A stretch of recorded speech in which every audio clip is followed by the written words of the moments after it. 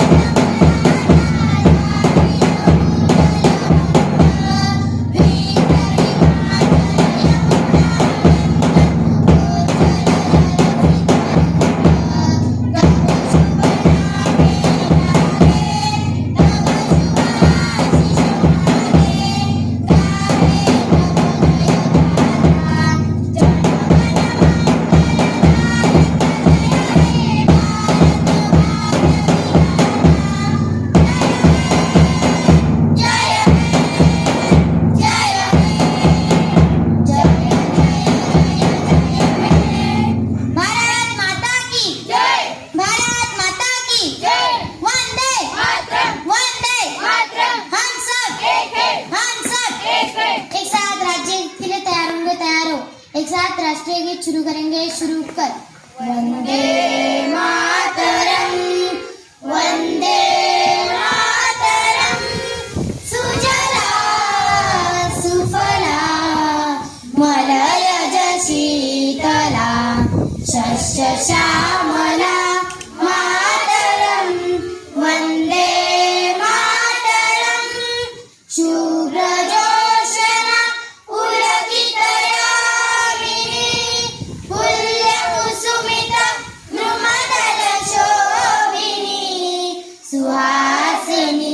सुमधुर भाषणी सुखदा वरदा मातरम, वंदे मातरम, वंदे मातरम।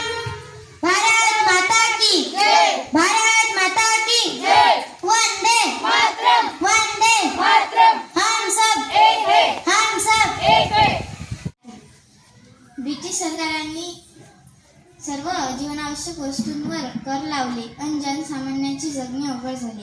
त्यात अत्यावश्यक म्हणजे मी गांधीजींनी दांडी यात्रा काढली आणि देशवासियांना आवाहन केले। अकोला जिल्ह्यातील दहीहंडा गावातली यशोदाबाई गोपाळ आगरकर यांनी विहिरीच्या खाऱ्या पाण्यापासून मीठ बनवले।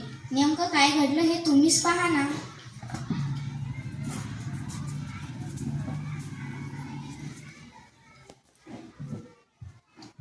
ताई, आजच्या वर्तमानपत्रामध्ये काय लिहून आलं ते आम्हाला सांग बरं का?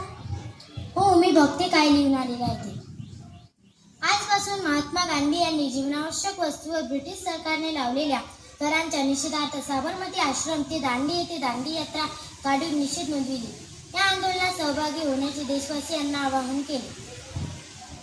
ताई, तुम्हाला खूपच छान वाचता येतं। सावित्री पावली, नमस्कार करतास बरं। आपल्या गावात खाऱ्या पाण्याची विहीर आहे, आपणही मीठ बनवू।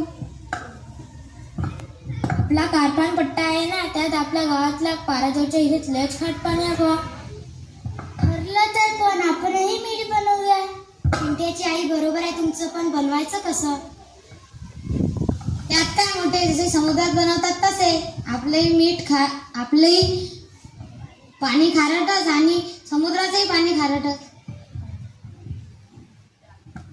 चलो तो ये तय हो गया, हम भी नमक बनाएंगे। नमक खारा है फिर भी खाने में मिठास लाता है। सिर्फ प्रमाण से रहना चाहिए। वैसा ही अपने जीवन का है, सुख दुख प्रमाण से अनुभव करना। मनुष्य ने अपने संसार में नमक जैसा होना चाहिए, न कम न ज्यादा, सही प्रमाण से। मतलब जीवन भी स्वाद देगा खाने जैसा। ताई, तुम्ही किती सोप्या शब्दात मोलाचं बोलतास ग।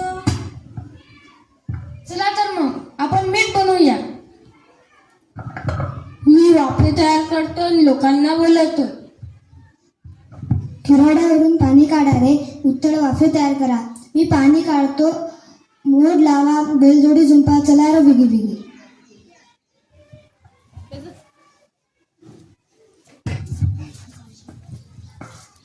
पाणी योग्य प्रमाणात वापरून सौर बाष्पीभवन होऊन मीठ तयार झाले। लोक मीठ वापरायला लागतात, तेवढ्यातच ब्रिटिश अधिकारी छापा टाकतात।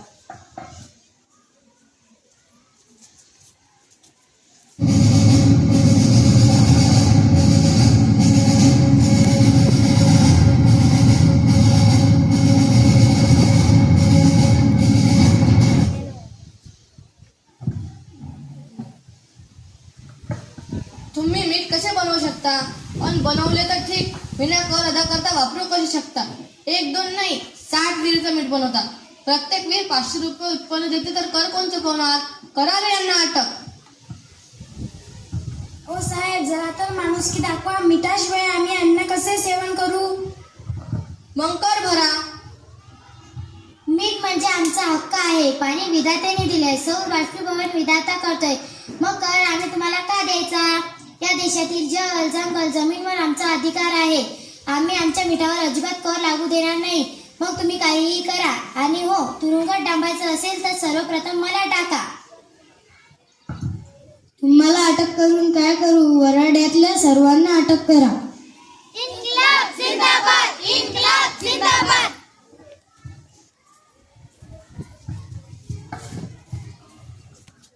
अशा प्रकारे मिठाच्या सत्याग्रहात दहीहंडा गावाने सहभाग घेतला. त्यात गोपाळ आगरकर यांच्या पत्नी यशोदाबाई होत्या. अनेकांना देशसेवेवर अटक झाली. बस एवढं. जय हिंद.